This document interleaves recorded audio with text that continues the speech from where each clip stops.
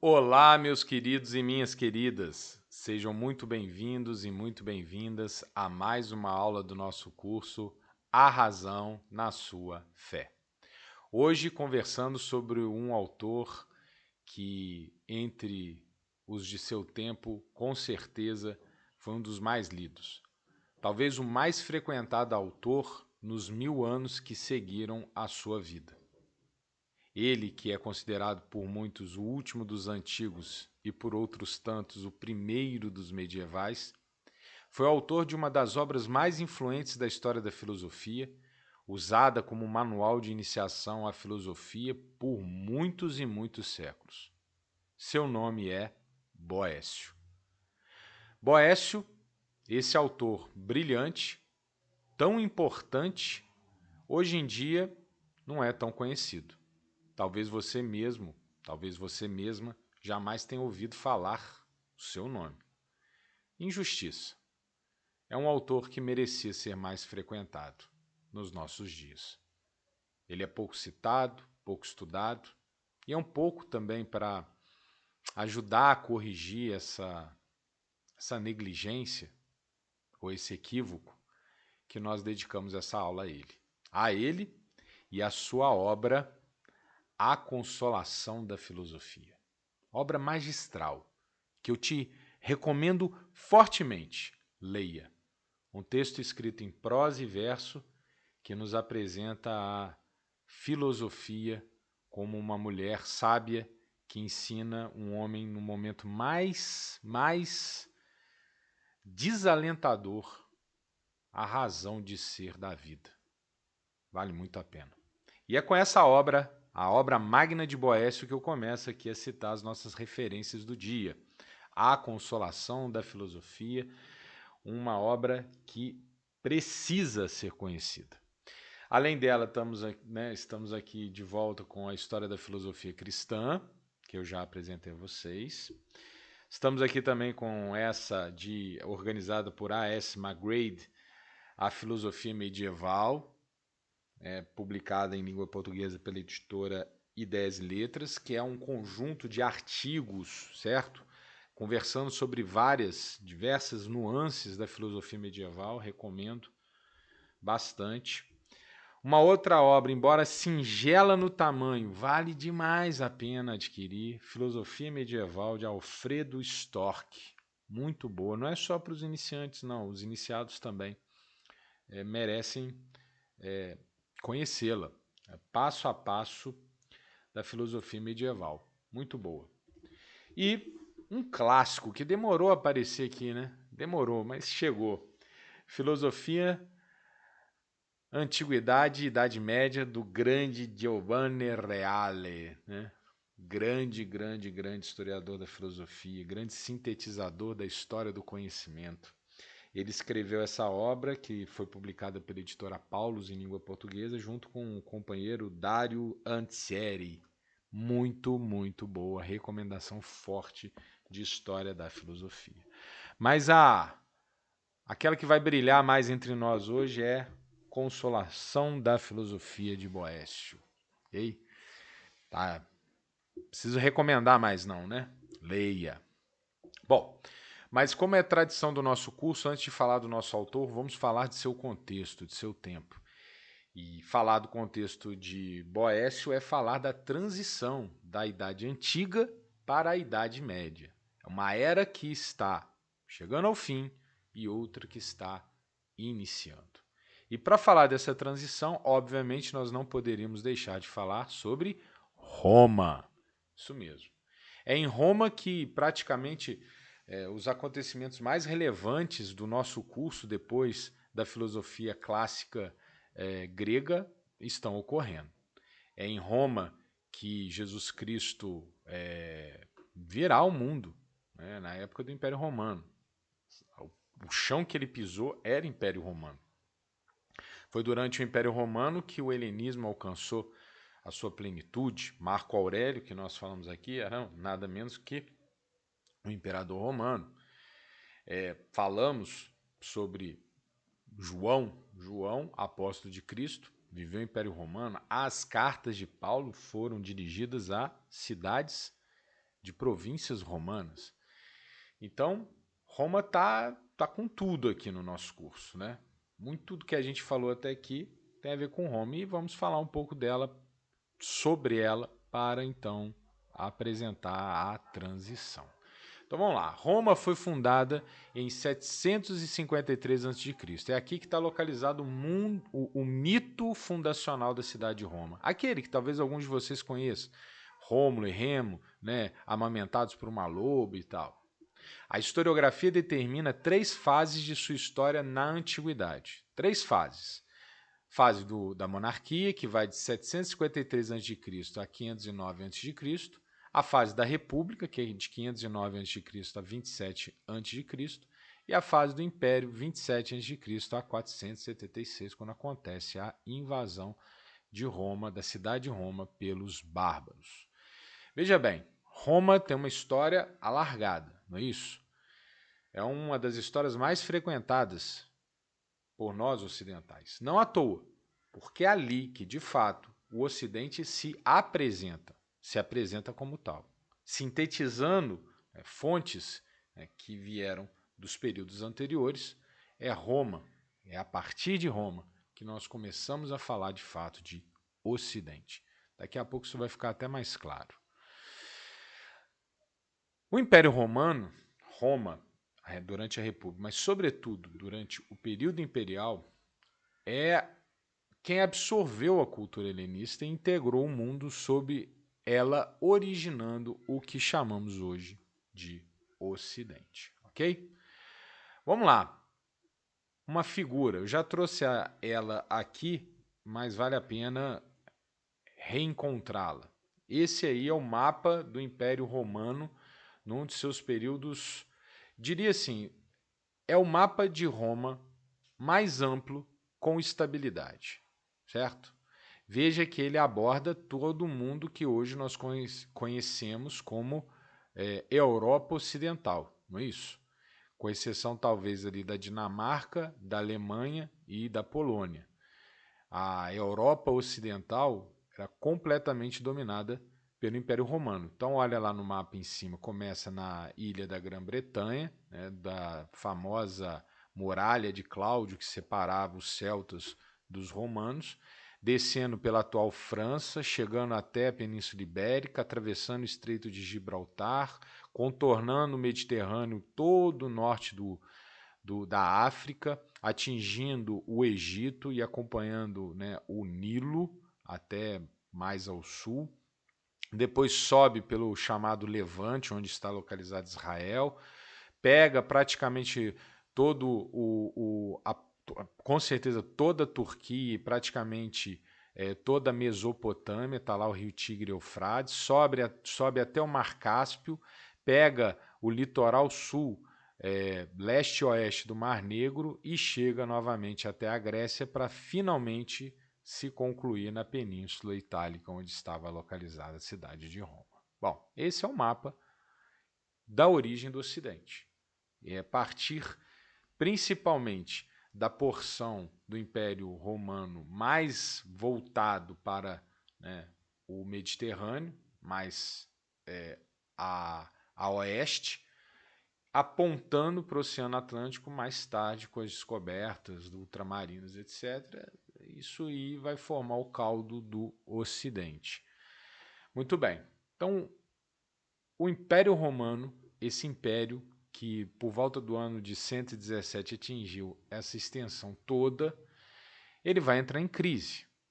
E é a crise do Império Romano que vai levar à transição para uma outra forma de organização social que chamaremos de feudalismo ou de mundo feudal, ou simplesmente vamos designar temporalmente como Idade Média. Mas antes que a Idade Média chegasse, um fenômeno precisa ser,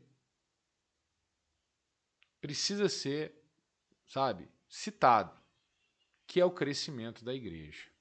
Veja bem, o cristianismo, ele nasce e se desenvolve no Império Romano, originalmente perseguido, duramente perseguido. Seus primeiros apologistas, desde os apóstolos, sofreram perseguições e a maioria dos nomes mais importantes, foi martirizada, ou seja, foi presa e executada. A Igreja de Cristo, ela foi como um rastilho de pólvora que se espalhou pelo Império Romano, mas no primeiro momento trouxe contra si a ira daqueles que queriam manter as bases tradicionais da sociedade romana. Perceba que, quando a gente conversou sobre Justino, eu disse que a apologia, muitas vezes, ela era apresentada como cartas de súplica às autoridades romanas para que essas parassem de matar os cristãos. Então, a própria defesa da fé, em grande proporção, essa defesa original da fé, em grande proporção, era uma defesa contra a perseguição romana. Como visto, o objetivo da apologia, em larga medida, era suplicar tolerância religiosa. Havia uma perseguição ordinária e alguns momentos mais agudos, por exemplo, quando Nero usava os corpos de cristãos como postes para iluminar os passos imperiais. Muito triste. Muitos cristãos perderam a vida nesse período inicial, original da igreja, na época em que o cristianismo se firmava no interior do Império Romano. Mas a fé se propagou fortemente pelo Império e se alastrou sem que o governo de Roma pudesse controlar, até que Constantino liberou o culto cristão. Então, o cristianismo ele começa cativando as pessoas das classes mais baixas, escravos, pobres, e essa fé vai se alastrando, até que chega um momento que ela atinge também os estratos mais aquinhoados e poderosos da sociedade romana. Até que finalmente a mãe do imperador Constantino, ela se converte, inclusive faz uma peregrinação histórica pela Terra Santa, apontando marcos das Escrituras, como onde Jesus nasceu, onde Jesus foi crucificado, recolhe relíquias religiosas. Tais marcos e tais relíquias, sim, são objeto aí de alguma controvérsia, mas enfim, o que importa é que essa mulher conseguiu fazer essa aproximação entre a maior autoridade de Roma e a fé em Cristo. O imperador Constantino, então, ele libera o culto cristão, e a partir de então a igreja ela vai se institucionalizando. Em 313 temos o Edito de Milão, que estabelece a tolerância religiosa, onde param as perseguições. Em 325 temos o Concílio de Nicéia, que organiza a igreja nesse aspecto como instituição e também estabelecendo ali o que seria o culto unificado dos cristãos, porque havia alguns debates, algumas querelas sobre alguns temas teológicos.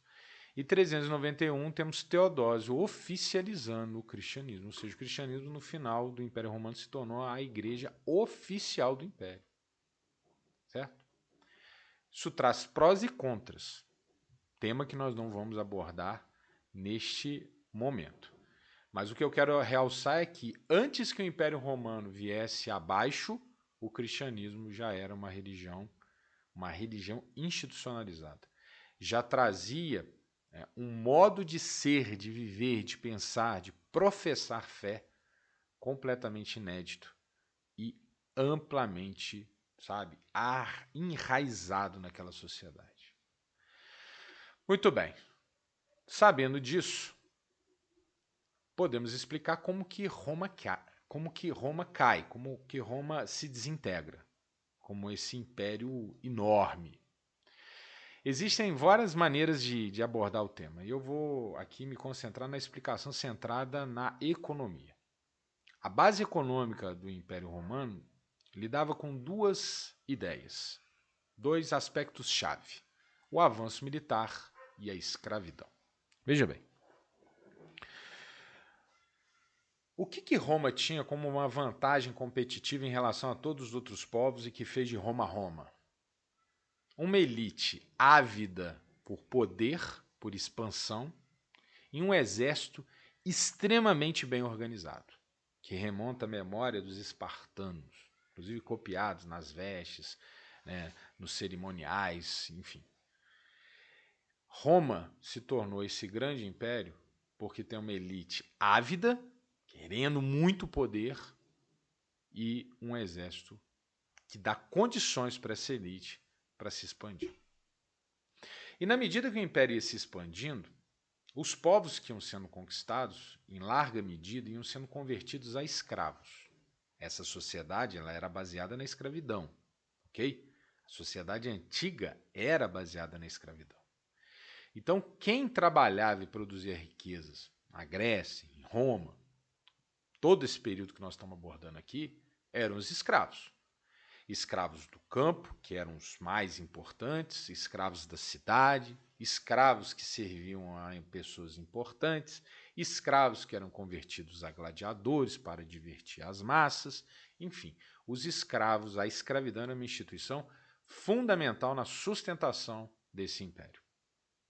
Então, na medida que Roma ia avançando, os povos derrotados iam sendo convertidos em escravos. Essa mão de obra, então, produzia as riquezas. E Roma desfrutava da sua fartura. Até que chega um momento em que as guerras têm que parar. Por quê? Porque as fronteiras já eram imensas. E quanto mais Roma fosse se distanciando do centro político, mais difícil seria administrar esse império. Então, em algum momento, as guerras tinham que parar. E pararam. Mas aí começa um dilema. Fronteiras amplas precisam ser resguardadas. Portanto, você precisa manter soldados fortemente armados, treinados e alimentados à disposição da defesa dessas fronteiras. E, por outro lado, como as guerras não são mais de expansão, não se conseguem mais escravos, pelo menos da maneira como se obtinha, através das conquistas. A escravidão passava a se restringir à reprodução dos próprios escravos, mas também na medida em que os direitos iam avançando sobre grupos de escravos cada vez maiores, muitos desses iam sendo libertos, a escravidão começou a ruir, a perder força. Entende? Nesse contexto, o custo é elevado, pois é necessário manter a fronteira, além da manutenção das riquezas, do prestígio, do poder das castas dominantes e até a manutenção das condições mínimas da sociedade romana, especialmente da cidade, para manter, né, para sustentar essa elite, no sentido de não questionar o seu poder. É nesse contexto que acontece outra coisa famosa chamada pão e circo, onde o governo dava comida e divertimento para o povo ficar quietinho. Mas isso custava dinheiro. Então, uma elite cara, com um povo sustentado, fronteiras largas que precisam ser mantidas, nós temos gastos crescentes. A incapacidade de Roma de converter novos escravos leva a uma defasagem da mão de obra, o que cria a tendência de queda das riquezas, portanto, a não, veja bem, não passava a ser mais compatível o que se gastava com o que se acumulava. E o resultado disso é o enfraquecimento do modelo romano. Quando o império torna-se grande demais, as fronteiras são fixadas. Precisavam ser resguardados, o que leva a aumento de gastos. Sem novas conquistas, reduz-se a escravidão. Dilema: gastos elevados, redução de receitas. O resultado disso é o colapso. A tendência à crise, agravada pelas disputas políticas e pela decadência moral do império, levam então Teodósio, em 395, a tomar uma decisão: dividir o império em dois. O que eu quero dizer com agravado pelas disputas políticas e pela decadência moral? É fato que Roma é uma história de golpes. É um militar derrubando outro militar para manter ali, né, algum grupo né, acima do outro. Então isso, obviamente, trazia mais problemas para a manutenção do império. E quanto à decadência moral, basta ler Romanos 1. Nós temos uma sociedade que, enfim, exemplificando, tinha como principal divertimento observar homens se degladiando em arenas ou cristãos sendo devorados por leões. Então, uma crise econômica agravada por problemas políticos e problemas morais, culturais, acabam fazendo com que esse império se enfraqueça. E Teodósio, numa atitude final, tenta minimizar as perdas através da divisão do império. Essa parte vermelha, então, dá origem ao Império Romano Ocidental, enquanto que a parte roxa, azul, dá origem ao Império Romano Oriental. É o Império Romano Ocidental que repousa a base da cultura ocidental. E é essa porção de território que sofrerá com as chamadas invasões bárbaras. No que consistem as invasões bárbaras? Na verdade, consiste na penetração dos povos que viviam fora das fronteiras de Roma para o território romano. O Império Ocidental sucumbiu à crise, veja, na época de Agostinho. Chama atenção para isso. Lembra que eu citei o livro A Cidade de Deus?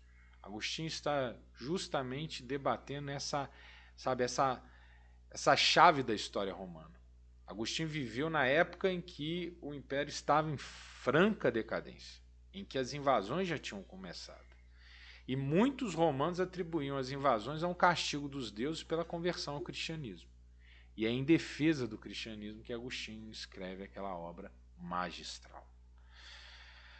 Os povos que viviam além das fronteiras começaram a penetrá-las, sistematicamente de maneira pacífica ou por meio de guerras, até que Roma é definitivamente tomada pelos povos estrangeiros no ano de 476.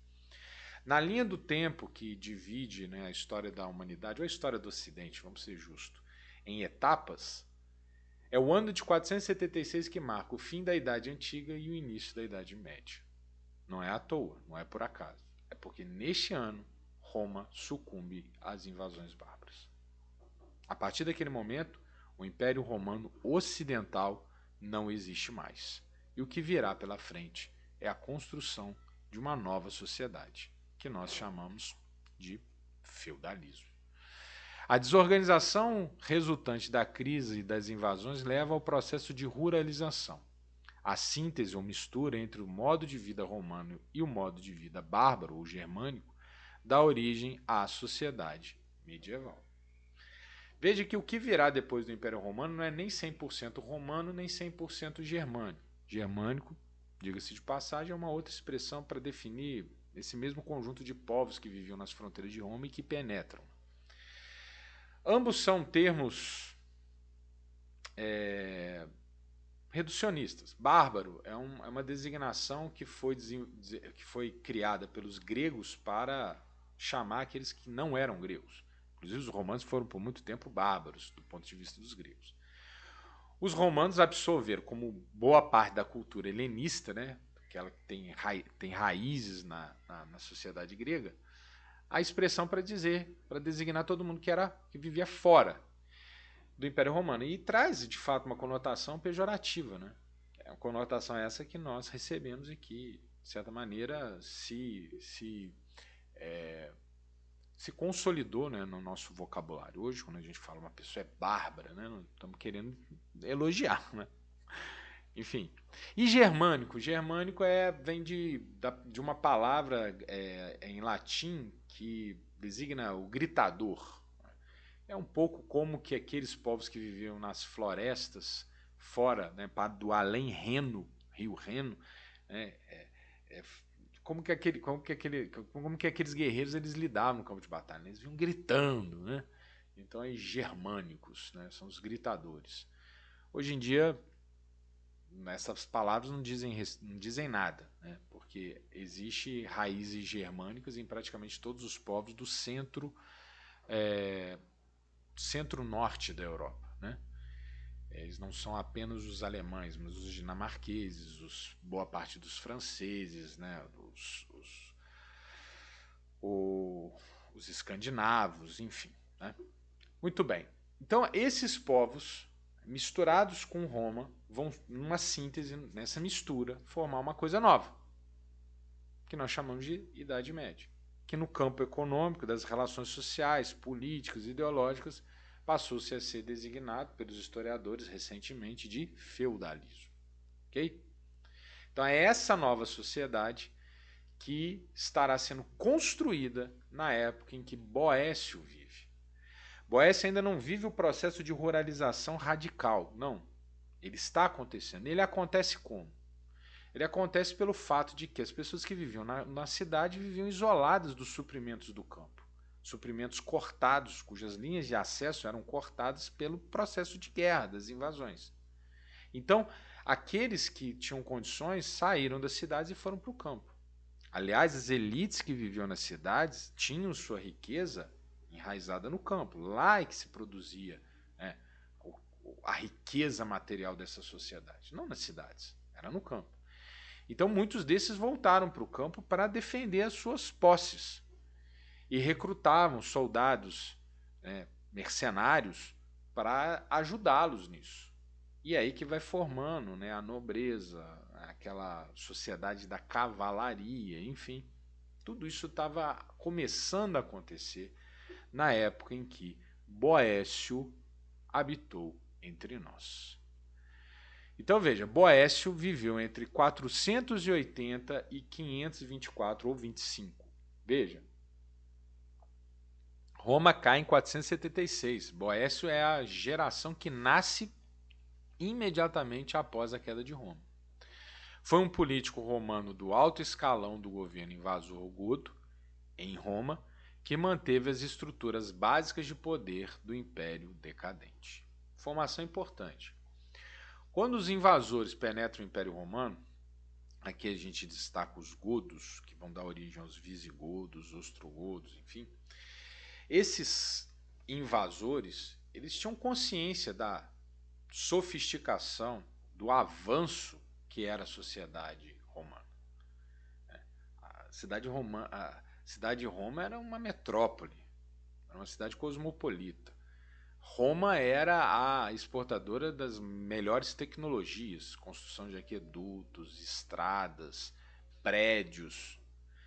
Enquanto que muitos dos bárbaros viviam uma realidade extremamente atrasada em comparação a isso. Não tinham sequer cidades construídas com pedras. Né? Então, havia essa consciência, né, de que Roma tinha um assento civilizatório a mais. Então, os invasores, principalmente nesse primeiro período pós-invasão da cidade de Roma, vão tender a absorver a cultura romana, a respeitar Roma. Os godos viraram governantes do Império Romano. Ou seja, mantiveram as estruturas de Roma, inclusive as estruturas de poder. É isso que explica, de uma certa forma, a manutenção da fé cristã. Porque o cristianismo, através já da Igreja Católica, ela toma a estrutura do Império Romano e no processo de conversão dos invasores vai se tornando uma instituição politicamente poderosa. Mas isso não é assunto para o momento. O que importa é dizer que Boécio vai servir como um governante em Roma, como um alto político de Roma, ao governo invasor godo. Só que Boécio não se inclina, né, à cultura do invasor. Pelo contrário, ele vivia incomodado com a deterioração da cultura romana, que não se deve à invasão apenas, tão somente, mas era um processo que já vinha se desenvolvendo há muito tempo e que Boécio chega, inclusive, a realçar como uma das causas da crise do Império. Lembra que nós falamos da decadência moral? Por aí. Estava interessado em preservar as bases gregas da civilização e por isso ele tomou a decisão: traduzir as obras dos clássicos da filosofia. Seu projeto era traduzir as obras de Platão e Aristóteles do grego para o latim, a fim de preservá-las e de também divulgá-las entre os seus que naquele momento estavam sob julgo do invasor. Nós no Brasil não temos muito essa coisa da ideia da identidade, mas isso é muito forte na Europa.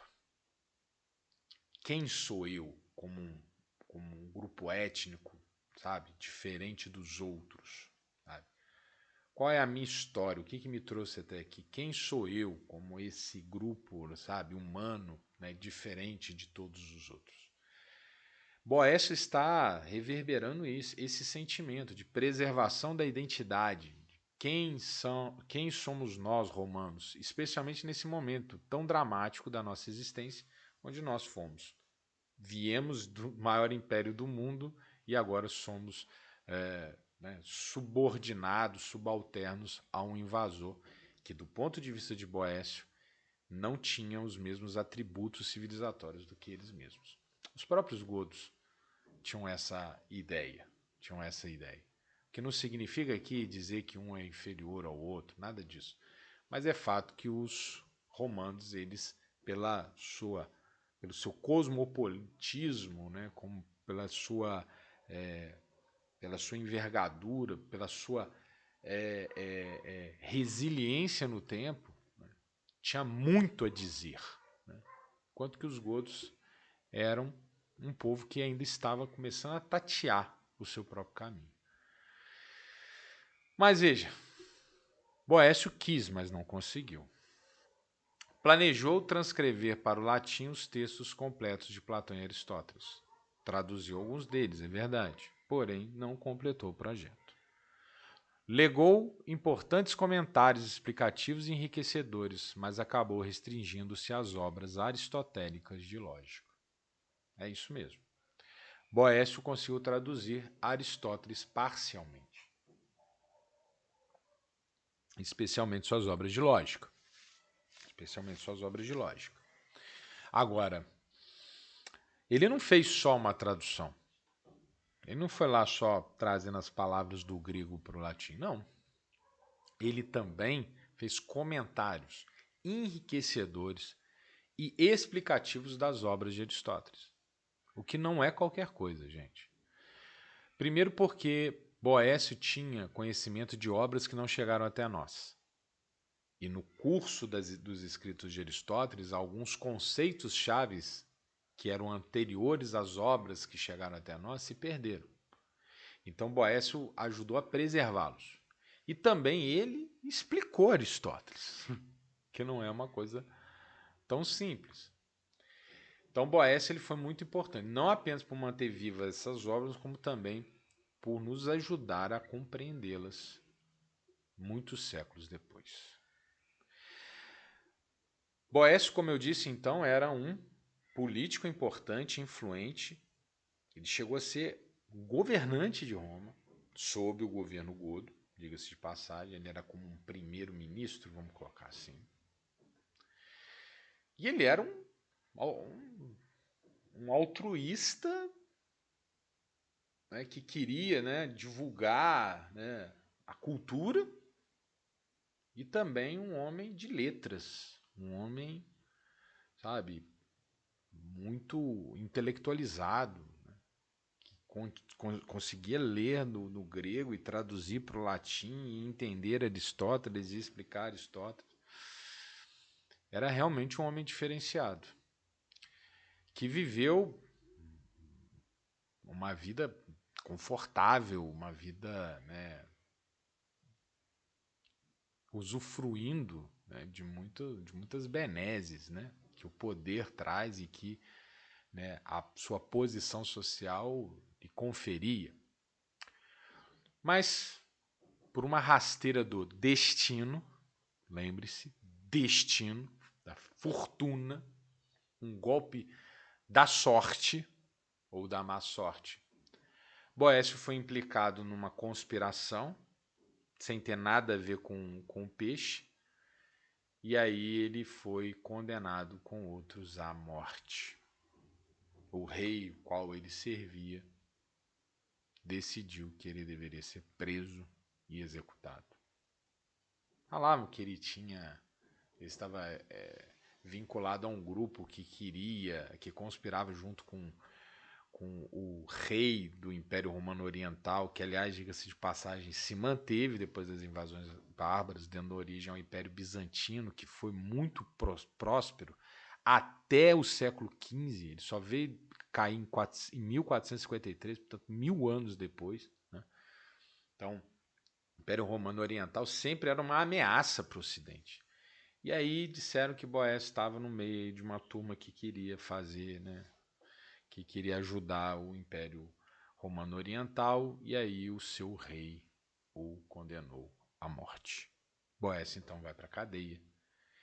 E é exatamente nesse momento de sua vida que ele escreve a magistral obra A Consolação da Filosofia. Seu texto mais importante é esse, e ele redigiu da prisão por volta do ano 524, obra mais influente da filosofia até a modernidade. Quando se entrava numa universidade, eu vou falar sobre a universidade daqui a pouco, um ponto mais à frente do nosso curso, falar sobre currículo, universidade, etc., porque as universidades vão surgir daqui a pouco. A Consolação da Filosofia, ela era uma obra de introdução.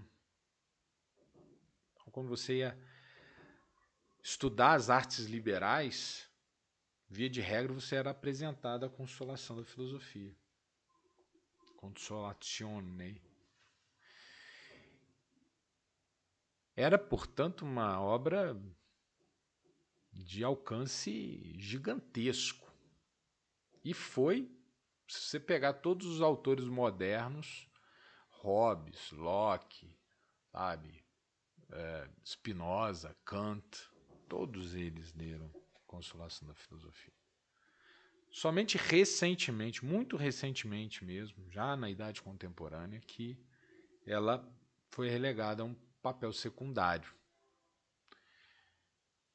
Talvez porque ela não mais interprete bem o espírito do tempo, né? A filosofia se tornou uma outra coisa. Ou a ciência humana passou a não comportar mais uma obra que fala do jeito que Boécio falava. Mas o que essa obra dizia? Calma, nós vamos falar sobre isso daqui a pouco. Mas antes, vou falar aqui rapidamente de algumas outras ideias que não estão na Consolação, mas que colocam Boécio numa posição de destaque no rol dos filósofos ocidentais.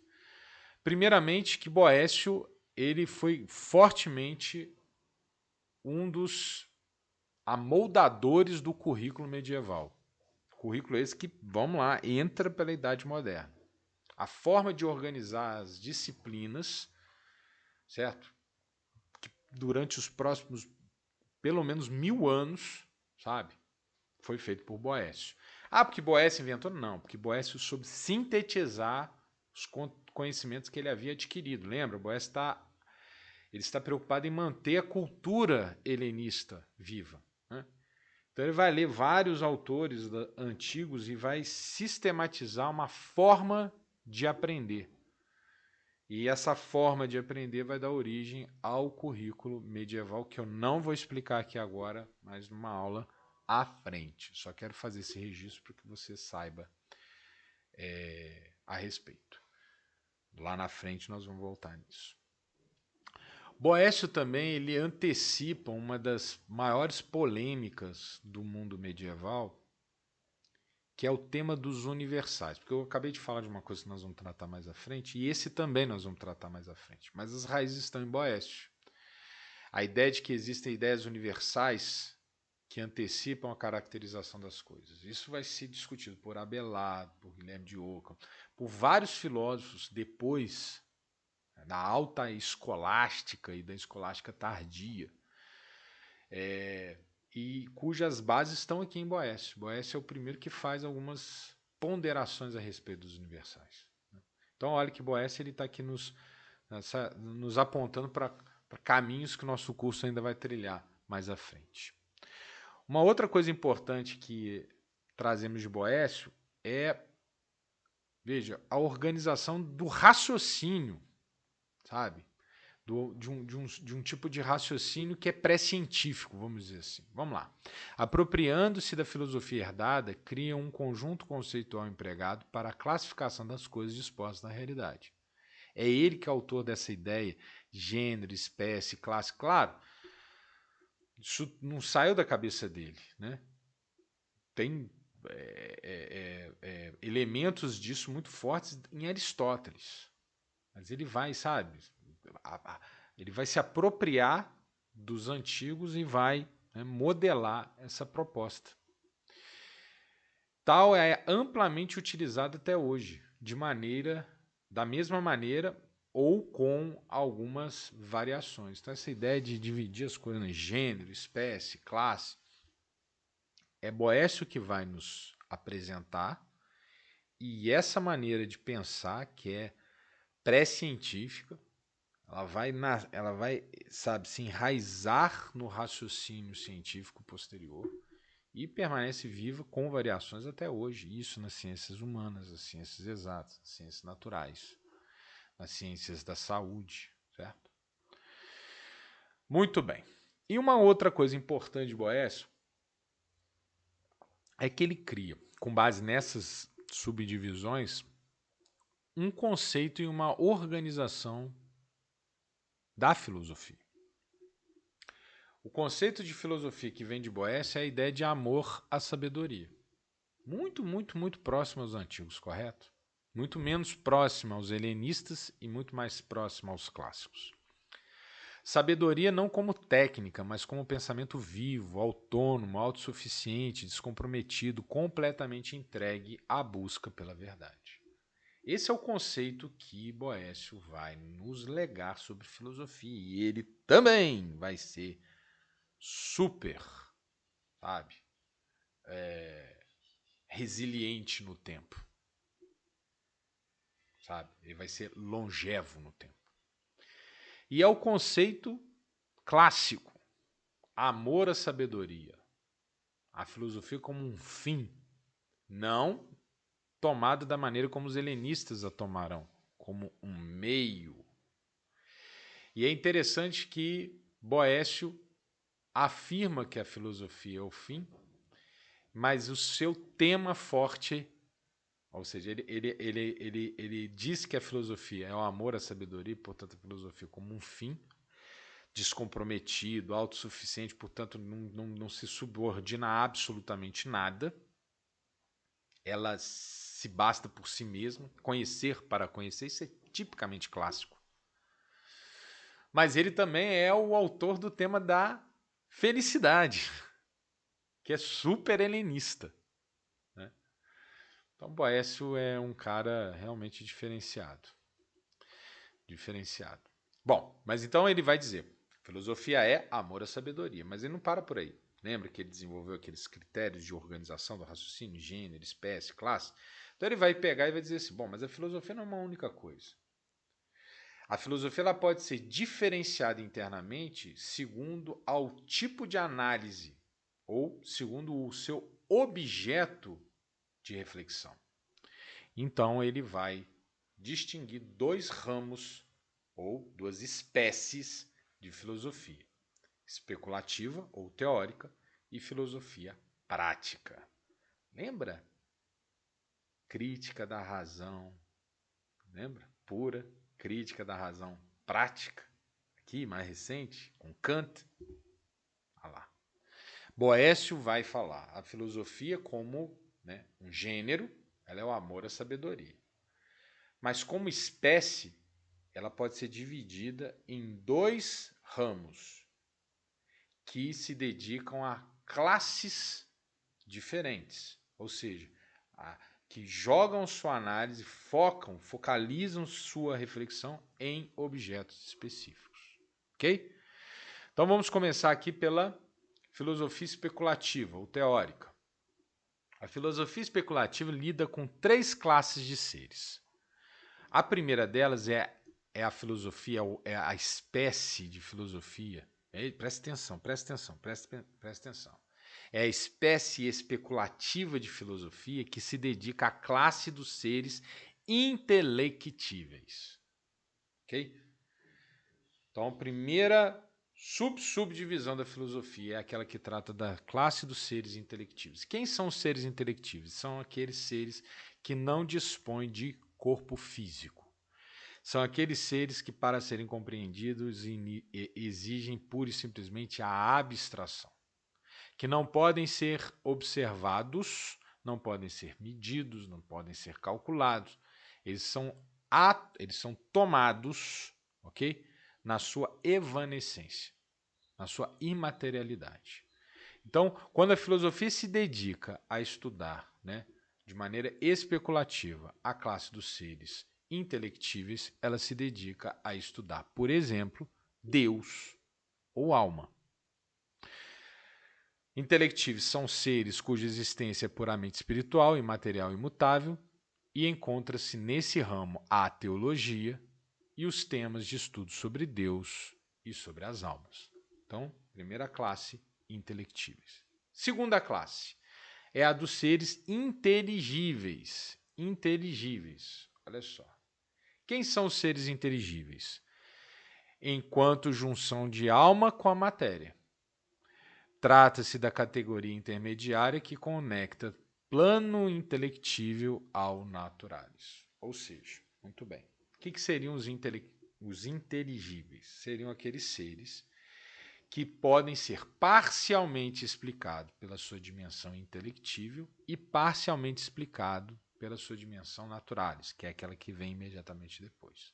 São, portanto, os seres intermediários, que não fazem sentido se forem adotados, analisados, pensados, refletidos puramente pela sua parte intelectível e nem exclusivamente pela sua parte naturalis, mas que devem necessariamente ser tomados como junção dos dois, como algo singular, que faz essas duas outras dimensões ou classes de seres se encontrarem.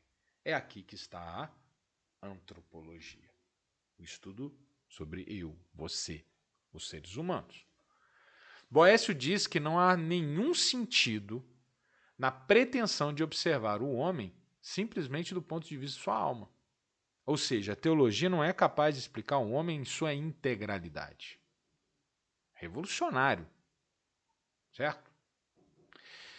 Por outro lado, ele também não faz uma concessão, que não é do seu tempo, mas viria a ser o debate moderno, de reduzir o ser humano apenas à sua dimensão naturalis. Porque o ser humano não é só um corpo físico. Se você desconsidera a alma, você não entende o ser humano. Se você desconsidera sua realidade física, você não entende o ser humano. Portanto, não é só a teologia nem só a biologia. Há que se entender o ser humano de uma maneira que é própria do ser humano, que considere essas duas classes que estão embutidas nesse ser específico e inédito, o ser humano. Interessante, né? Faz a gente pensar muito. Muito bem. E por fim, temos a classe dos seres naturalis, coincide com o mundo dos corpos materiais, também chamado fisiologia. Na época dele, chamava-se fisiologia. Aqui os seres humanos são, quando analisados, avaliados em sua parte material, ok? Então o ser humano ele pode ser analisado só na sua parte evanescente? Sim. Para isso a teologia, nossa relação com o absoluto. Ele pode ser analisado somente pela sua parte naturalis? Sim. Aqui é o ser humano como um organismo vivo. Mas uma das duas vai dar conta do ser humano na sua integralidade? Não. Analisa apenas aspectos do ser humano. Entende? O naturalis também não analisa só o homem, ele analisa tudo o que há. Material, concreto. É aqui que está plantada a raiz do que seria a ciência, do que seria, né, digamos, o objeto de estudo da ciência. A ciência não pode estudar os seres imateriais. A ciência não pode estudar, dar conta da completude do ser humano, pois ela não é capaz de captar a alma, ou a parte espiritual. Mas a partir desse ponto, a ciência ela pode dar conta de qualquer outra coisa. Tudo que pode se submeter a um método de investigação, a ciência ela é capaz de olhar. Se ela vai chegar a todas as conclusões, isso é um outro problema. Se ela vai alcançar a verdade, isso é um outro problema, mas ela pode, ela tem uma matéria para trabalhar.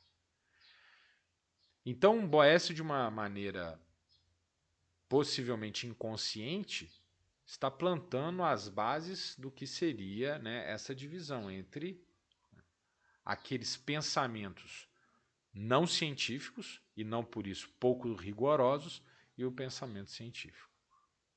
Depende da classe de seres que você se pretende observar. Entende?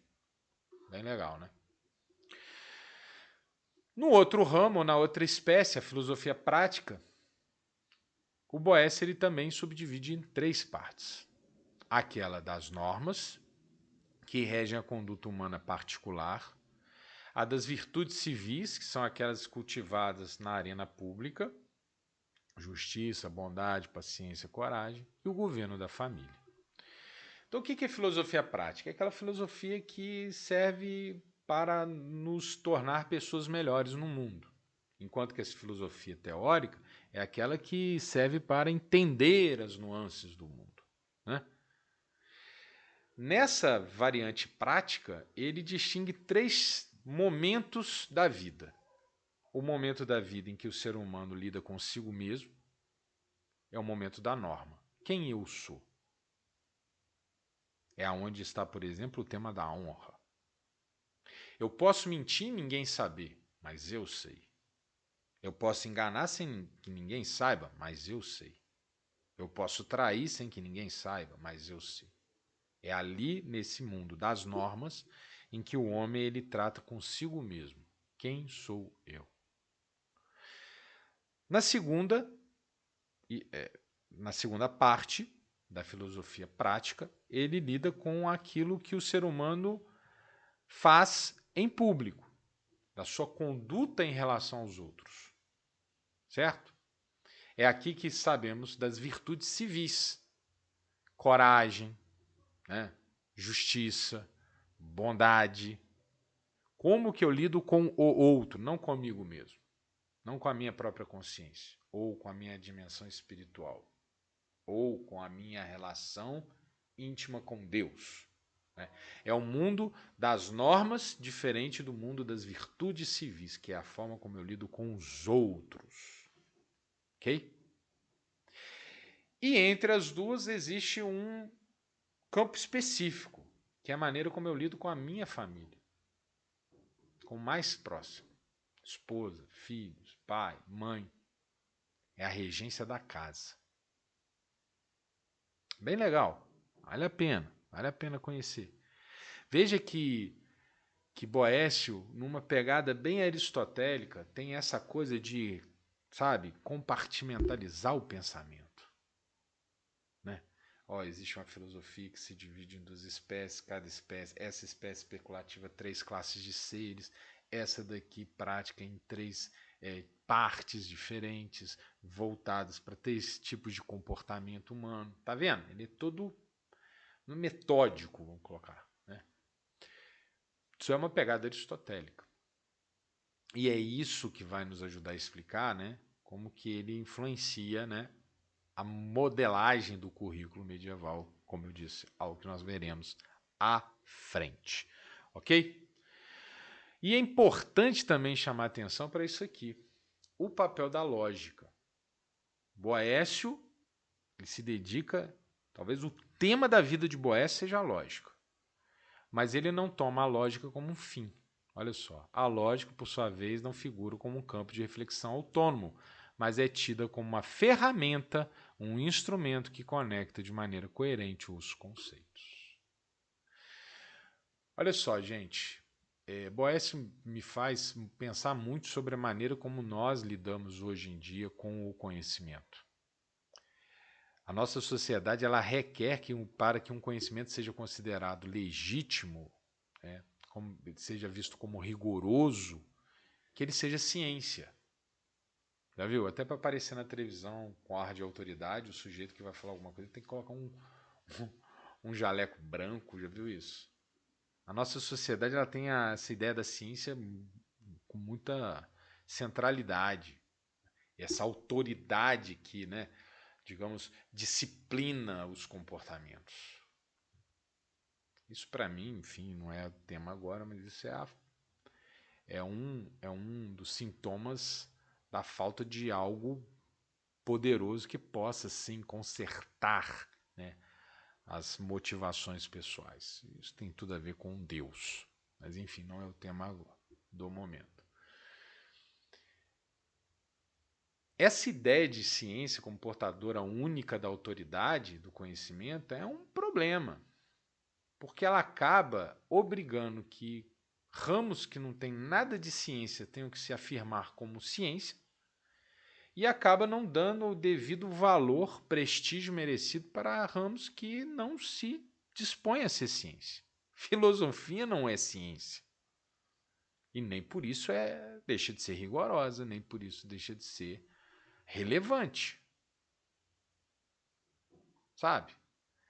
A matemática não é ciência. Mas alguém aí vai ter a coragem de afirmar que a matemática não trata de um pensamento rigoroso? Entende? Então veja que Boécio, que é o filósofo da lógica, ele diz, olha, aquilo que eu me dedico a explicar como sendo lógica, eu não estou dizendo nada sobre a finalidade, eu estou simplesmente circunscrevendo uma ferramenta, um método, para que as coisas façam sentido. Um meio que me permite entender. Percebe? Fica um recado, né? Vamos parar com essa sanha de tudo tem que ser ciência. Porque às vezes a gente paga uns mico aí, né? Tem coisa que não é ciência e não é. Pronto. E nem por isso é um conhecimento de segunda. Mas enfim. Recado dado. Bola pra frente. Eu fiquei matutando aqui como abordar o Boécio. Pensei para lá, pensei para cá. Mas lá na frente eu me deparei com a seguinte ideia. O Boécio da Consolazione é o Boécio que está preocupado com o tema da felicidade. Então eu falei, bom, vamos trazer felicidade como centro da nossa investigação. E é com essa pegada que nós vamos entrar agora na parte central da nossa aula. Tudo o que nós, seres humanos, fazemos tem como propósito alcançar a felicidade. Esse é o ponto de partida de Boécio. O que nos motiva a viver? Encontrar a felicidade. Isso nos motiva. Primeiro porque eu tenho uma compreensão de que ela é o sumo bem, e por outro lado, porque eu tenho a esperança de poder chegar até ela. Então isso me motiva de manhã a acordar, me motiva a trabalhar, me motiva a estudar, me motiva a relacionar-me, me motiva a tudo. Os seres humanos, segundo Boécio, são seres que buscam a felicidade.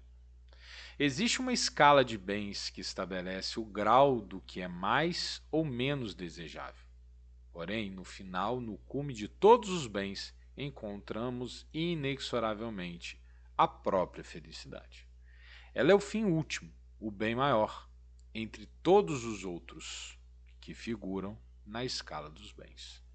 A felicidade se basta para si mesma e nada pode substituí-la. Essa é a ideia de Boécio.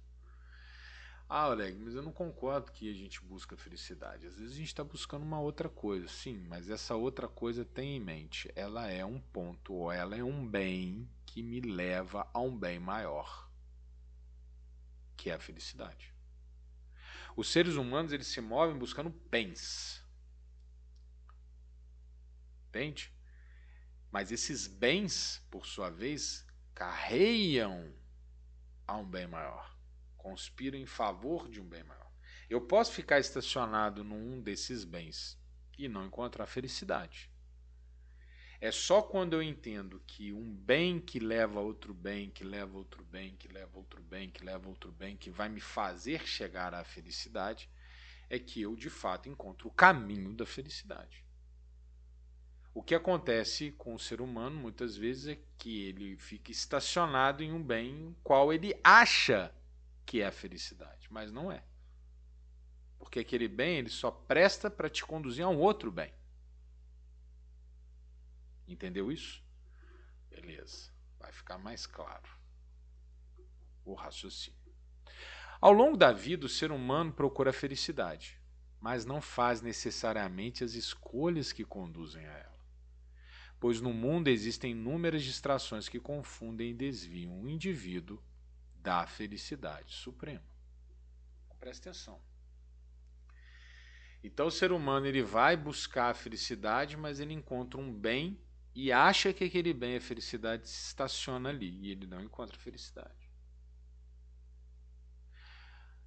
Olha, a felicidade ela é alcançável, mas o mundo nos ilude a procurá-la em lugares que, via de regra, ela não está.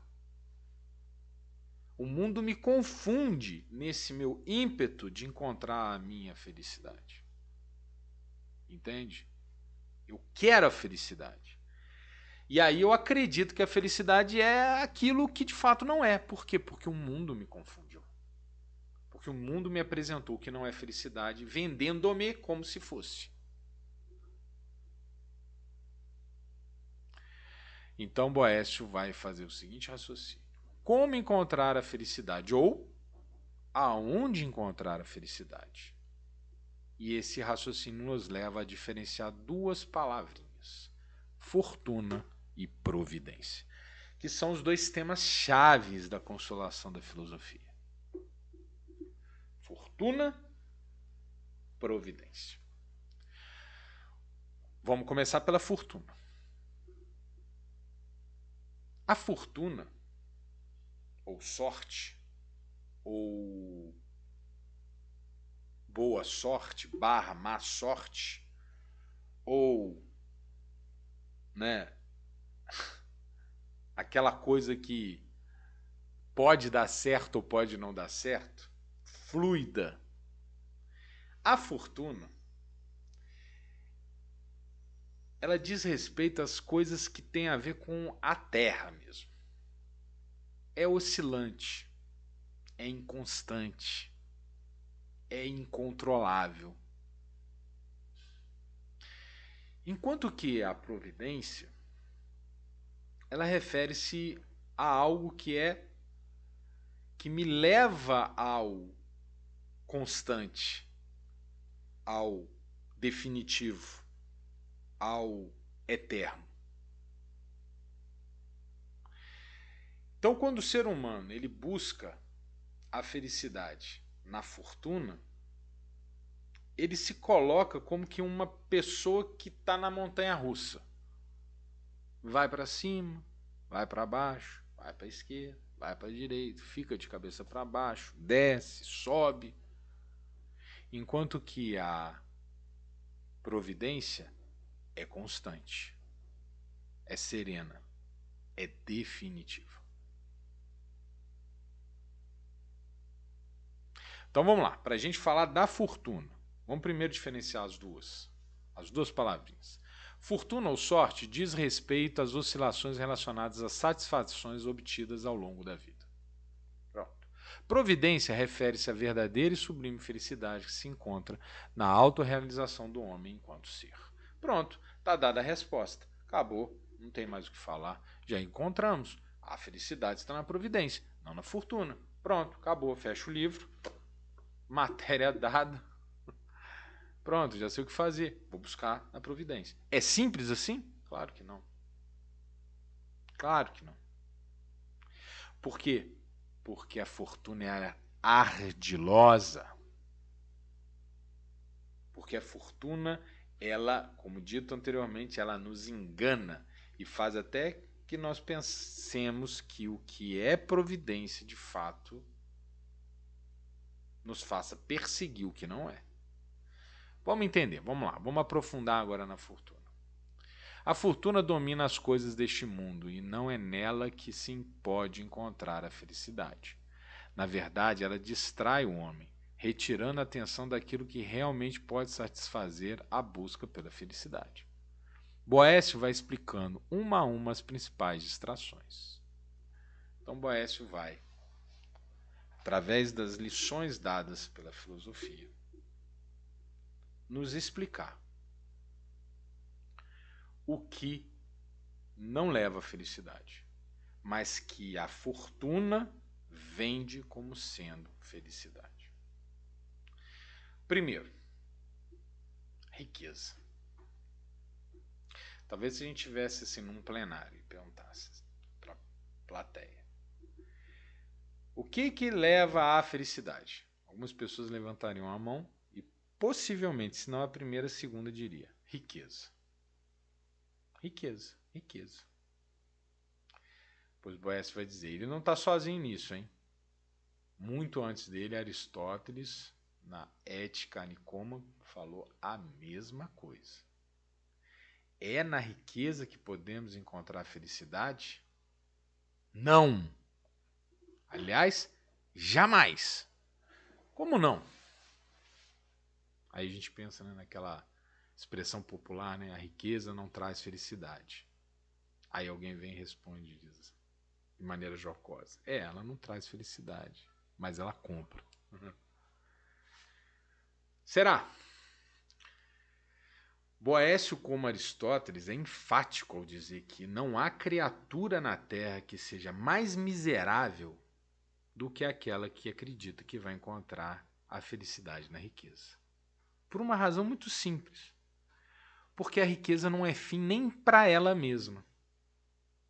Nem a pessoa menos inteligente, mesmo a pessoa que, sabe, tem menos conhecimento das coisas, possui a consciência de que a riqueza não é fim, ela é meio. Para que eu quero riqueza? Para comprar coisas, para adquirir coisas. Alcançar a riqueza pela riqueza não me satisfaz. Por quê? Porque a riqueza ela só é satisfatória quando ela me proporciona alcançar outras coisas, não a riqueza. Mas nós vemos com a maior naturalidade pessoas que vivem a vida inteira trabalhando 12 horas por dia, 14 horas por dia, 7 dias por semana, buscando acumular uma riqueza que ela própria jamais poderá gastar. Bilhões, bilhões, bilhões. Endinheirar, enricar. Pra quê? A conduta da vida é a acumulação do dinheiro. Lembra lá do tio Patinhas das histórias de Walt Disney? Pra quê? Então Boécio está dizendo, entre todos aqueles que buscam a felicidade, os que a procuram na riqueza, são entre todos os homens os mais miseráveis, pois eles procuram no meio algo que não é fim nem para si. Aliás, eles procuram no meio que não é fim nem para si o fim último da vida, que é a felicidade. O cara que quer encontrar a felicidade no acúmulo de riqueza, ele está procurando a finalidade da vida numa coisa que é necessariamente meio. Pobre, miserável. Mais rico, mais miserável. E aí Boécio continua. Segunda hipótese. Aqui eu juntei, tá? 3. Boécio trata uma a uma, mas eu juntei as 3 aqui pra gente ganhar tempo. Honra, glória e fama. Será que essas três, ou uma das três, é o que gera felicidade? Honra, glória, fama. O que é honra, glória e fama? Vamos colocar de uma outra maneira. É o reconhecimento das outras pessoas.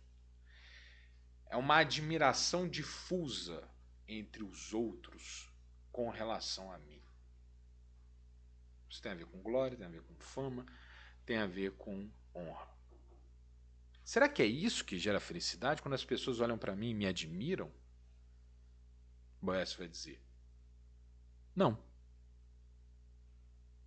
Não. Definitivamente não. Por quê? Porque tais coisas são muito fluidas, variam com muita rapidez. E aí me vem na cabeça aquela coisa, né? Quantas pessoas que há uma década atrás eram super famosas e hoje em dia são completamente desconhecidas? Não é verdade? Pessoas que eram muito famosas e hoje são completamente desconhecidas. E pessoas de hoje são muito famosas e amanhã serão completamente desconhecidas. Será que a finalidade da vida está em ser, por um efêmero lapso de tempo, reconhecida pelos outros? Ué, você vai dizer que definitivamente não. Portanto, fama, honra, esse tipo de prestígio, de status, ele não pode ser finalidade última. Por quê? Porque ele, sobretudo, depende de outras pessoas. Eu preciso que os outros me rendam glória, que os outros me considerem famoso. Pois sem isso eu não sou. Então, como que eu posso encontrar a felicidade, que é algo que é tão pessoal, na ação dos outros? Não posso. E é por ser justamente uma ação dos outros que ela é tão fluida. Então, guarde no seu coração. Não é na honra, não é na glória, não é na fama que encontramos a felicidade. Daí ele evolui para uma outra palavra: poder. Olha só, lembra que eu falei? Se fizer essa pergunta, onde está a felicidade? Uma plateia, provavelmente o primeiro vai dizer riqueza. E o segundo? Poder. Será que o poder é aquilo que traz felicidade? Boécio então vai nos dizer, colocando essas palavras na boca da filosofia: não. Primeiro porque o poder, ele incorre no mesmo problema da fama, da glória e da honra. Ela depende dos outros. Para eu ser poderoso, eu preciso que os outros me obedeçam, que os outros me considerem como tal. Mas não é só isso, não. Tem um outro problema que não faz do poder a felicidade. É que o poder é totalmente inconciliável com a paz. O poder jamais se concilia com a paz. E aqui eu lembro de Maquiavel, que diz, né? O que é o poder? O poder é aquilo que se almeja conquistar e, quando conquistado, se almeja manter. O poder é o que eu luto para ter, e quando eu tenho que lutar para continuar tendo. O poder é qualquer coisa, menos paz. Eu concordo demais com Boécio. O poder é inconciliável com a paz. O poder traz responsabilidades. Primeiro com a manutenção do próprio poder, depois com tudo que está vinculado ao poder.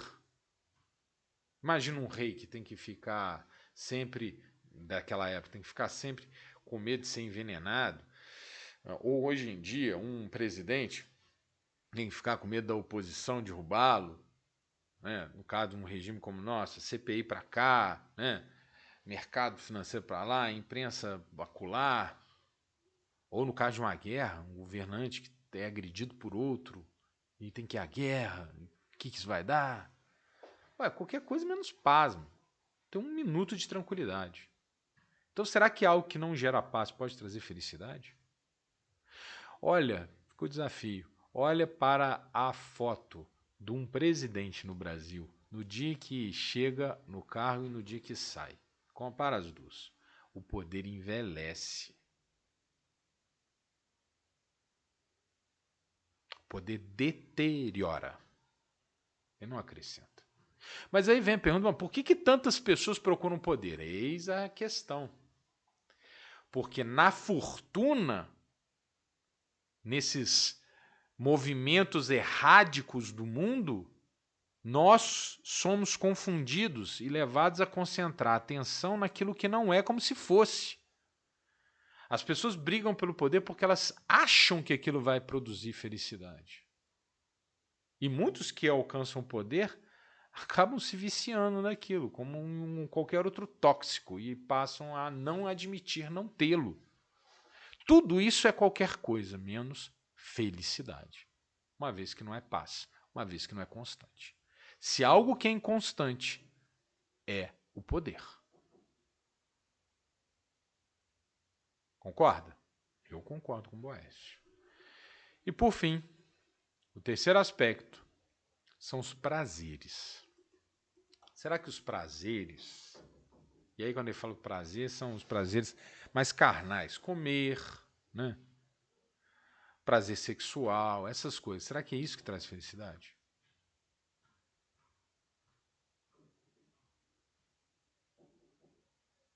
Não é, né? Vamos lá. Você está com fome, você come, daqui a pouco você não quer mais comer. Prazer satisfeito. O ato de comer me traz felicidade e o momento imediatamente depois de comer, a felicidade não está ali. Eu não tenho prazer em estar saciado, eu tenho prazer no processo de saciar. Mesma coisa na relação sexual. Depois do orgasmo, qual é o prazer? Então o Boécio vai dizer, entre todas as buscas pela felicidade, aquela concentrada nos prazeres é a que nos torna menos gente. Porque esse tipo de prazer, esse tipo de felicidade efêmera, movida pelo prazer, é o tipo de felicidade que os animais conhecem. Eles não precisam nem pensar para viver esta felicidade. Portanto, isso não é felicidade. Então vocês conseguem acompanhar aqui como que Boécio nos mostra que a felicidade é qualquer coisa que não seja volúvel, inconstante, móvel, momentânea? Boécio vai nos levando a entender que a felicidade ela necessariamente remete a uma ideia de constância. E a constância tem a ver com o que é eterno, imutável, certo? Sólido, constante. Entende? Constância, fluidez. Fluidez, fortuna. Constância, providência. Quem procura a felicidade nesses movimentos erráticos não a encontra. Então vamos lá. A fortuna apenas nos oferta aparências inconstantes e passageiras de felicidade. A felicidade que passa não pode ser designada felicidade. É tão somente momento. A felicidade que passa não é felicidade, porque a felicidade necessariamente é constante. Ela não é mutável. Ela não está e deixa de estar. Ela é. A fortuna explica por que a injustiça no mundo, pois ela não trata de retribuição justa, mas de acaso, de sorte. Viver em função da fortuna é como viver numa roleta russa. Pode ser que não, mas há uma enorme tendência de, ao final, o resultado não ser satisfatório. Ela não é fluida? Ela não é mutante? Ela não se move de passagens? Ela não é momento?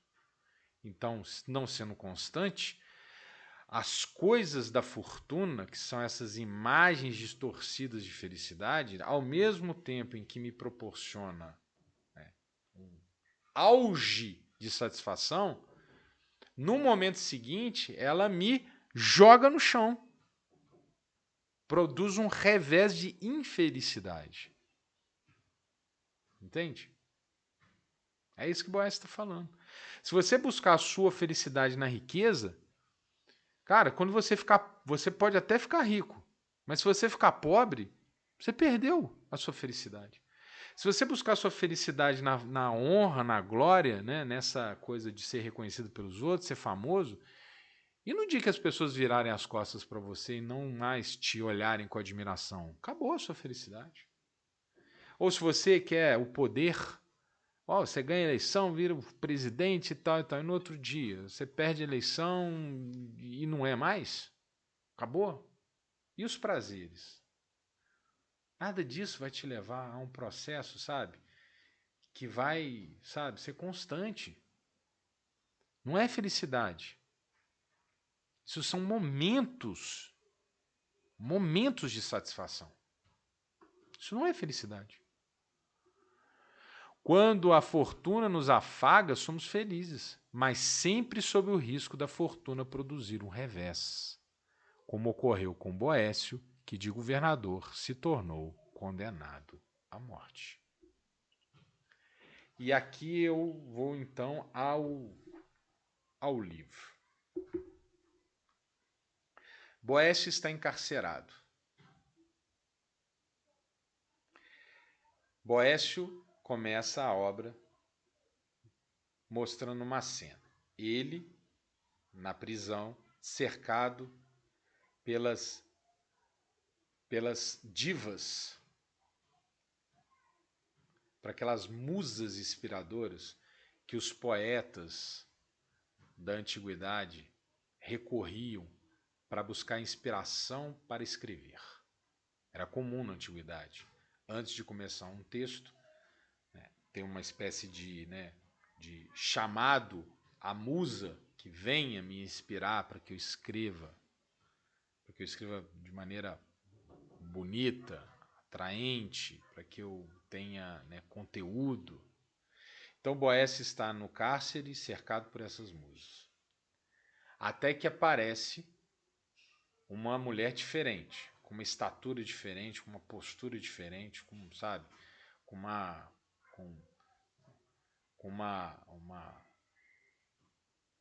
um semblante de firmeza. E essa mulher chega no cárcere e expulsa todas as musas. Saiam daqui! Chama de prostitutas, manda todas elas embora. E o Boécio, no primeiro momento, não entende quem que é aquela mulher diferente. E até que então, quando ela começa a ministrar o remédio, que era tirar Boécio daquele chororô, daquela angústia, daquela coisa que as musas vinham trazer, daquele dramalhão que as musas estavam alimentando nele, Boécio então reconhece: eis que aqui está a filosofia.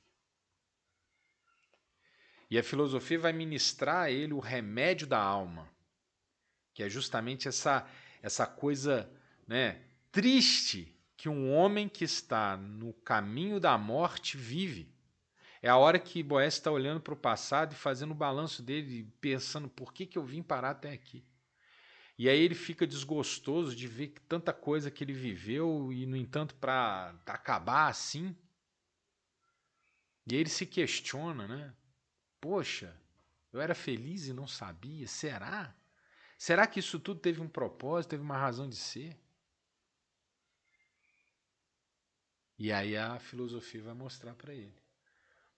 Boécio, todo aquele que procura felicidade nos movimentos erráticos da fortuna, que coloca o coração na riqueza, no prestígio, no poder e nos prazeres, esse alguém está fadado a uma hora ou outra vivenciar a angústia e a tristeza que você está vivenciando agora.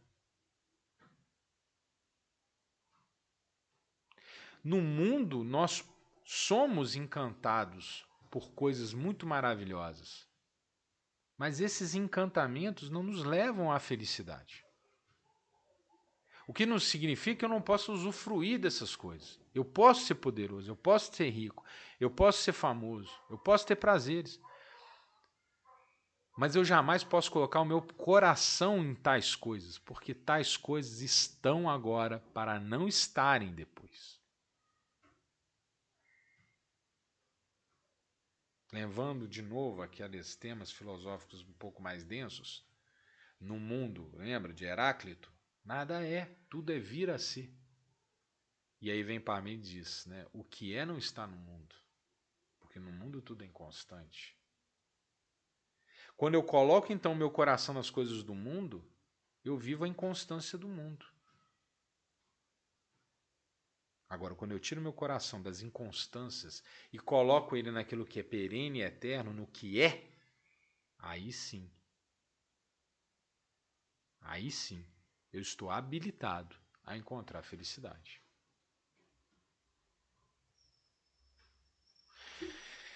Então, da fortuna à providência. Qual é a vantagem de compreender a fortuna? A filosofia questiona Boécio, Boécio questiona a filosofia. Por que eu devo compreender a fortuna? A filosofia diz, por que você deve compreender a fortuna? A consciência de que não devemos viver em função dela. Eu conheço a fortuna para saber que não é nela que eu deposito a minha expectativa de felicidade. Não é racional submeter a vida aos reveses da fortuna. Não é coerente, não é racional eu colocar meu coração na riqueza, na fama, na glória, no poder, no prazer. Não é racional isso. Portanto, quando ela nos joga no chão, ou seja, quando ela tira o que a gente estava ali, né, sabe, alimentando como sendo, né, o bem que confundia-se com a felicidade, ela nos presenteia com a consciência do que a fortuna é em sua essência. Entende? Olha o ponto que a filosofia chega com Boécio. Você está na pior das posições para agora reconhecer o que de fato vale a pena. Isso serve para o Boécio, serve para qualquer um de nós. Tem aqueles momentos da vida que a gente vive o pior dos dias. Alguns de nós chegam a amaldiçoar até Deus por aquele dia. Como assim eu fui trazido para essa situação? E a filosofia está dizendo para Boécio, para de ficar, sabe, choramingando. Para de ficar ouvindo essas musas inspiradoras, dramáticas. Esse dramalhão não vai te levar para lugar nenhum. Observe a tua experiência com os olhos da razão e você vai perceber que uma grande lição está lhe sendo ministrada agora. Estava apaixonado e perdi a minha paixão. Não é aí que estava a sua felicidade. Eu tinha um emprego e eu perdi meu emprego. Não é aí que estava a sua felicidade. Eu tinha dinheiro e agora eu não tenho. Não é ali que estava a sua felicidade. A filosofia está dizendo justamente isso. Quando a fortuna nos joga no chão, é para mostrar que não é ali que está a sua felicidade. Você não encontrou. É como se subtraísse uma das hipóteses de felicidade do rol de opções de encontrar felicidade. Não é riqueza, não é prestígio, não é poder, não é prazer. Vai tirando. Para então, no final, você conseguir contemplar o que de fato pode te proporcionar felicidade. Uma vez consciente dos riscos da fortuna, somos levados a buscar a razão de nossa existência e a régua de nossa vida em outro lugar. No mundo, estamos submetidos a inconstâncias. A inconstância é a natureza da fortuna. Boécio conclui que a felicidade não pode ser encontrada em nada que está aqui na Terra, pois por aqui tudo é temporário, interdependente e mutável. Se você colocar o seu coração em qualquer coisa aqui desse planeta, diz a filosofia Boécio. Boécio, no cárcere, chorando, vou morrer, acabou minha vida, eu era tanto e não sou mais nada, eu tinha dinheiro, eu tinha prestígio, eu tinha poder e agora eu não tenho, coitado de mim. Vem então a filosofia e joga aquelas musas, aquele dramalhão todo para fora e diz, para de chorar. E até aqui você procurou a sua felicidade no lugar errado. Nada disso é felicidade. Por quê? Porque tudo isso é inconstante. Você estava procurando no lugar errado, Boécio. Onde está a felicidade, então? Não é na fortuna. É na providência. Para encontrar a felicidade é preciso abandonar as aparências de felicidade e transcender em direção ao plano do eterno. Autossuficiente e imutável, o plano de Deus. As coisas do mundo, tudo no mundo que você olhar, mesmo que pareça te proporcionar felicidade, não vai te proporcionar aquela felicidade verdadeira. Porque tudo no mundo muda. É preciso elevar os olhos e olhar para aquele que é imutável. E compreender que é no seu plano que existe aquilo que não vai passar.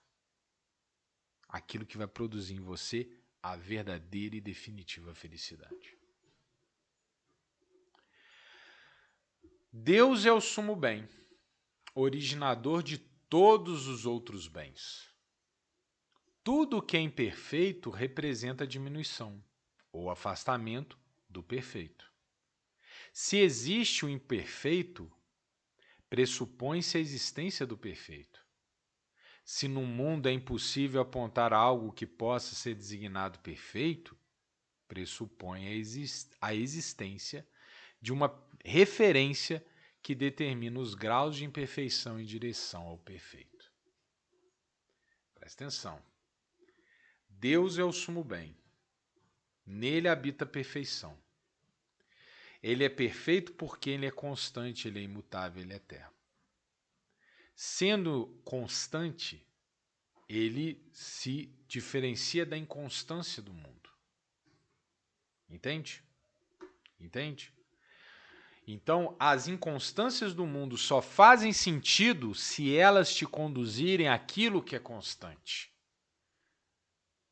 Percebe? Deus é eterno, não perece sob o tempo. É autossuficiente, visto que não depende de absolutamente nada. E é imutável, pois é o ser em essência, que jamais muda, não se torna nem deixa de ser. Se a felicidade necessita ser um bem maior, autossuficiente e que assimile os outros bens, riqueza, prestígio, poder, ela só pode ser encontrada em Deus, que é maior, independente de tudo e incomparável a qualquer outra realidade sensível ou pensável. Nesse sentido, nós encontramos uma ideia-chave. Deus, naquilo que ordena, representa-se na nossa vida de diversas maneiras. Ele nos dá muitas opções de poder vivenciar a felicidade através de um somatório de bens. Mas nada pode substituir o que o próprio Deus é em essência. Eu posso usufruir da riqueza? Posso usufruir da honra? Posso. Eu posso usufruir do poder? Sim, posso. Mas eu não posso substituir Deus por nada disso. Então eu tenho que encontrar a razão de ser dessas coisas que me são ofertadas num plano magnífico e maior. sabendo sempre que eu posso perder qualquer uma dessas coisas e, no entanto, isso não vai me faltar. Porque se eu entendo qual é o plano, eu vejo o que cada capítulo do plano representa. O capítulo não se encerra em si mesmo, ele é apenas um ponto de passagem para o próximo capítulo. E todos os capítulos se harmonizam no grande livro que me leva, no final, a viver a experiência de Deus. Quando nós usufruímos da providência, nós nos tornamos Deus por participação. Quando eu me integro ao plano de Deus, fazendo o que Deus espera, eu aproveito com mais sabor e alegria de cada bênção que me é concedida. E no momento que eu perco aquela bênção, ela não me faz falta simplesmente porque eu tenho certeza que na providência divina outra bênção está guardada logo ali na frente. Boécio continua. Deus é eterno, não perece sob o tempo, é autossuficiente, visto que não depende de absolutamente nada, e é imutável, pois é o ser em essência que jamais muda, não se torna nem deixa de ser. Deus é o sumo bem, Deus é a felicidade. Eis aonde Boécio quer nos trazer. A filosofia instrui Boécio que aquilo que ele procura é Deus. Não é olhando para trás, Boécio, para as coisas que você perdeu, que você vai encontrar a sua realização. Porque tudo isso conspirou para que neste momento você encontrasse o seu verdadeiro e único propósito, que é encontrar Deus.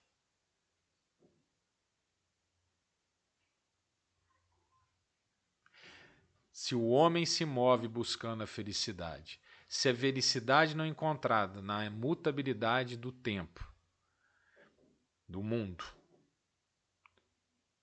se a felicidade é algo perene e eterna, que não muda, que é constante, que participa da natureza de algo que transcende a este mundo que é mutável, Deus sendo o sumo bem e a felicidade sendo o maior dos bens, Deus é a felicidade. E encontrar a felicidade significa encontrar Deus. Então a filosofia fala para Boécio: enxuga suas lágrimas, Boécio, porque você está prestes a encontrar a razão da sua vida. Você entendeu o que você teve e por que você perdeu. Porque nada daquilo ia te proporcionar o que o encontro que está para acontecer vai proporcionar.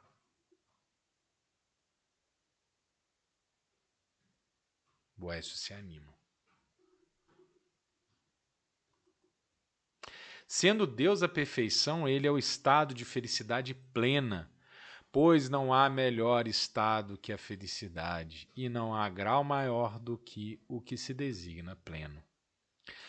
Os outros seres só podem ser felizes se tomarem parte da suma felicidade encontrada em Deus. Portanto, os homens só encontram a felicidade na aproximação com Deus. Entende? Boécio, então, compreende que o que ele achava que era felicidade não é. Então, ele também entende que a ausência daquelas coisas não lhe trouxeram infelicidade, pois se elas não realizaram a felicidade, elas não podem ter lhe tirado a felicidade. Não ter riqueza não significa ser infeliz. Não ter prestígio não significa ser infeliz. Não ter, sabe, prazeres não significa ser infeliz. Aquilo que não tem não é capaz, sabe? Aquilo que não tem não proporciona. A sua ausência não pode ser lida como a subtração, a retirada. Tudo só faz sentido quando usufruído de acordo com o grande plano de Deus, a providência. Eu fui feliz, eu sou feliz e eu serei feliz, se eu souber que cada coisa que me é dada nesse mundo conspira para o grande e maravilhoso plano de Deus, a providência. Percebe? Essa é a ideia da Consolação da Filosofia. Grande livro, fica muito aí enfaticamente a dica para aquisição. E tem uma ideia aqui do Boécio que eu acho que vale a pena citar ao final, porque Boécio, como lida com o problema da providência, ele nos remete a essa ideia da onisciência e da onipresença de Deus. E aí Boécio vai formular um pensamento muito interessante, relacionando a providência ao livre-arbítrio, ou a presciência ao livre-arbítrio, ou seja, o fato de Deus poder agir sobre tudo e saber tudo. Qual é a maneira que Boécio lida com esses dois temas? Ele vai dizer, primeiro, a providência ela não é um ato de incursões de Deus no caminho da vida. Não. Deus dispõe as coisas no mundo de tal maneira que ela é encontrada naturalmente pelo livre mover das coisas. Ora, se todo homem nasce com esse ímpeto de encontrar a felicidade, Deus é a felicidade, o homem busca Deus. Quando ele encontra o caminho que leva à felicidade, ele está encontrando o caminho de Deus, ele está se adaptando ao caminho que Deus demarcou para ele. E quando se fala de presciência, tem-se a ilusão de que Deus está vendo as coisas no ritmo e no tempo que elas estão acontecendo para nós. E aí Boécio faz aqui um ajuste magistral na ideia de eternidade. Para Boécio, a eternidade não é aquele tempo sem início e sem fim, como muitos acreditavam e acreditam que seja. A eternidade simplesmente como sendo um tempo que não acaba. Não é isso. O tempo de Deus, que é a eternidade, ao fim e ao cabo, ele é o não tempo. Porque para Deus não existe sequência. Para Deus tudo é um eterno presente. O eterno, portanto, não é apenas o que não tem início e o que não tem fim. É aquilo que é vivido num único instante eterno. Então, quando Deus olhou para nós, ele não nos viu ano passado, esse ano, ano que vem. Ele não está nos vendo. Deus já viu, vê e verá ao mesmo tempo, num único instante eterno. Num único presente que não passa. Então são ajustes filosóficos que Boécio vai fazendo ao discutir também a providência que são extremamente interessantes para nos aproximar de uma ideia mais acurada que a razão nos permite e que, portanto, jamais será definitiva sobre alguns dos atributos da relação de Deus com o homem. Deus é onipotente, de fato, Boécio diz. Mas não significa que Deus fica brincando com os seres humanos como uma criança brincando com formigas. Há uma coisa muito mais complexa, um plano com um monte de variáveis que estão em funcionamento simultaneamente. Portanto, nos ofertando coisas que ao mesmo tempo podem ou não ser aceitas. De maneira que o livre-arbítrio não faz nenhum sentido para Deus, mas faz todo sentido para nós. E com relação à presciência, a essa visão, a essa onisciência de Deus, que sabe tudo, Boécio diz: Deus não está nos olhando, nos acompanhando, quantas coisas se passam. Deus já nos viu, vê e verá, tudo num único instante eterno, num único presente que nunca passa. Interessante, né? Muito, muito interessante. Então fica aí mais uma vez, olha, parece até propaganda. Essa aula foi uma propaganda mesmo, a consolação da filosofia de Boécio, vale muito a pena. Um grande filósofo, teve um lugar de destaque na filosofia, hoje em dia pouco conhecido, mas merece ser lido, porque ele nos dá instruções muito interessantes sobre a nossa vida. Ele é um cara que está ao mesmo tempo conciliando os clássicos e os helênicos na sua diversidade, colocando tudo num texto de prosa e verso, num diálogo à lá, né, dialética clássica, né, em que ele conversa com a filosofia, e quando a filosofia o instrui, ela instrui a todos nós. E o caminho que ela aponta é: coloque o seu coração em Deus. Qualquer outra decisão vai ser fatal no seu ímpeto de encontrar o significado último da sua existência, que é ser feliz. Deus é a felicidade. Ok? Muito bom, valeu o encontro. Peço a vocês que compartilhem, curtam, assistam novamente, indiquem para os amigos. Um esforço feito aqui com muito, muito amor para a gente poder, ao mesmo tempo, falar de filosofia e falar de Deus, né? Começamos hoje a filosofia medieval e tem muita coisa pela frente, muita coisa boa. Não percam, hein? Te aguardo na nossa próxima aula. Forte abraço, fique com Deus.